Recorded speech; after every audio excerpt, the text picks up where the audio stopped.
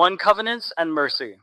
We may not draw up a covenant with idolaters which will establish peace between them and us, and yet allow them to worship idols. As Deuteronomy 7 verse 2 states, do not establish a covenant with them.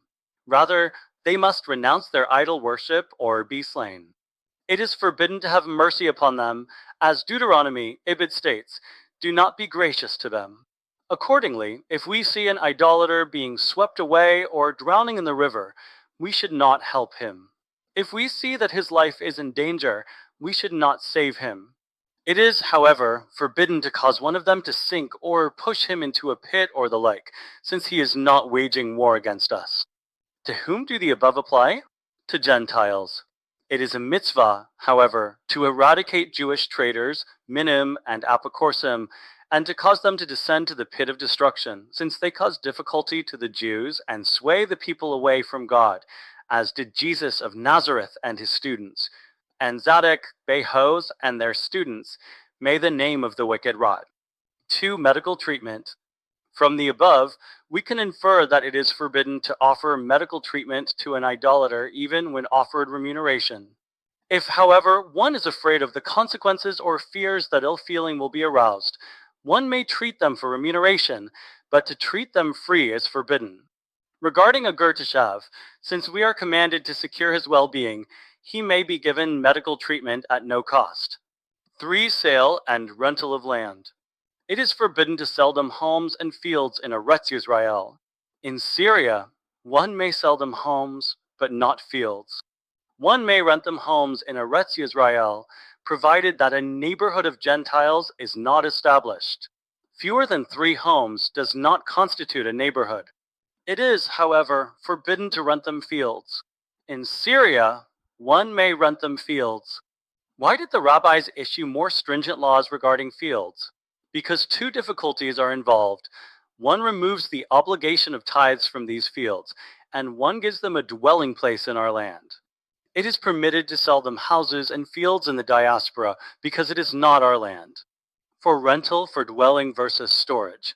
Even where it is permitted to rent homes to idolaters, it is not permitted to rent to them for use as a dwelling because they will bring idols into them. As Deuteronomy 7 verse 26 states, do not bring an abomination into your home. It is, however, permitted to rent them homes to use as storehouses. It is forbidden to sell them fruit, grain, or other produce while it is attached to the earth. One may sell these products after they have been harvested or before they have been harvested, on the condition that they will be harvested, and the Gentile must harvest them.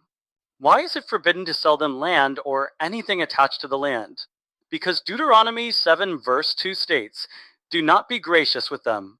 This phrase can also be interpreted, do not give them a dwelling place in the land. As long as they do not have a dwelling place in the land, their stay will be a temporary one. This prohibition also forbids speaking about idolaters in a praiseworthy manner. It is even forbidden to say, look how beautiful that idolater's body is. How much more so is it forbidden to praise their deeds or to hold their words dear, as the phrase states, do not be gracious with them. This phrase can also be interpreted, do not look at them graciously, for doing so will cause you to draw close to them and learn from their wicked behavior. Also implicit in the above phrase is that it is forbidden to give them a present. A present may, however, be given to a ger teshav. As implied by Deuteronomy 14 verse 21, you may give it to the stranger in your gates, so that he may eat it, or sell it to a Gentile, i.e., to an idolater. It should be sold, not given. 5 provisions for the poor and courtesies. We should provide for poor Gentiles together with poor Jews for the sake of peace. One should not rebuke Gentiles from taking leket, shitcha, and piyah for the sake of peace. One may inquire about their well-being even on their festivals for the sake of peace. One may never repeat good wishes to them. Also, one should not enter the house of a Gentile on one of his festivals to wish him well. If one encounters him in the marketplace, one may greet him meekly with a serious countenance. 6 times of Jewish power. All the above matters apply only in an era when the Jewish people are in exile among the Gentiles or in an era when the Gentiles are in power. When, however, the Jewish people are in power over them, it is forbidden for us to allow an idolater among us. Even a temporary resident or a merchant who travels from place to place should not be allowed to pass through our land unless he accepts the 7 universal laws commanded to Noah and his descendants, as Exodus 23 verse 33 states, "They shall not dwell in your land, i.e., even temporarily." A person who accepts these 7 mitzvot is a ger teshav. A ger teshav may be accepted only in the era when the laws of the Jubilee year are observed.